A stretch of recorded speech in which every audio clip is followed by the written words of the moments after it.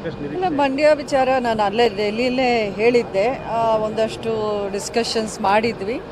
ಇನ್ನೂ ಯಾವುದೇ ಅಂತಿಮ ನಿರ್ಧಾರ ಆಗಿಲ್ಲ ಅಂತಲೇ ನನಗಿರೋ ಮಾಹಿತಿ. ಅದನ್ನೇ ನನಗೆ ಅವ್ರು ಕನ್ವೆ ಮಾಡಿದ್ರು. ಇನ್ನು ಇವತ್ತು ವಿಜಯೇಂದ್ರ ಅವರನ್ನು ಹೇಳಿದ್ರಲ್ಲ, 22ವರೆಗೂ ಯಾವುದು ಫೈನಲೈಸ್ ಆಗಲ್ಲ ಅಂತ. ಸೊ ಪ್ರಧಾನಮಂತ್ರಿಗಳು ಹಾಗೂ ಹೋಮ್ ಮಿನಿಸ್ಟ್ರ್ ಅವರು ಕೂತ್ಕೊಂಡು ಚರ್ಚೆ ಮಾಡಿಯೇ ಎಲ್ಲವೂ ಒಂದು ಅಂತಿಮ ನಿರ್ಧಾರವನ್ನು ಮಾಡೋದು. ಬೆಂಗಳೂರು ನಾರ್ತ್ಗೂ ನಾನು ಬೇಡ ಅಂದವಳು ಚಿಕ್ಕಬಳ್ಳಾಪುರ್ಗೆ ನಾನು ಯಾಕೆ ಹೋಗಲಿ ಮಂಡ್ಯ ಬಿಟ್ಟು. ನನ್ನದೇನಿದ್ರು ರಾಜಕೀಯ ಮಾಡಿದ್ರೆ ಮಂಡ್ಯದಲ್ಲೇ ಅಂತ ಹೇಳಿದ್ದೆ. ಈಗಲೂ ಅದನ್ನೇ ನಾನು ಹೇಳಿಬಿಟ್ಟು ಬಂದಿದ್ದೀನಿ. ಅಲ್ಲ, ತುಂಬ ಪಾಸಿಟಿವ್ ಆಗಿ ಇದ್ದಾರೆ ಅವರು. ಇನ್ಕ್ಲೂಡಿಂಗ್ ಅವರೇ ಹೇಳಿದ್ದು, ಪ್ರೈಮ್ ಮಿನಿಸ್ಟ್ರು ಇಷ್ಟು ಬಿಡುವಿಲ್ಲದ ಸಮಯದಲ್ಲೂ ಅವರೇ ಫೋನ್ ಮಾಡಿ ಅವ್ರನ್ನ ಕರೆಸಿ ಮಾತಾಡಿ ಅನ್ನೋಂಥ ಮಾತನ್ನು ಹೇಳಿದ್ರು.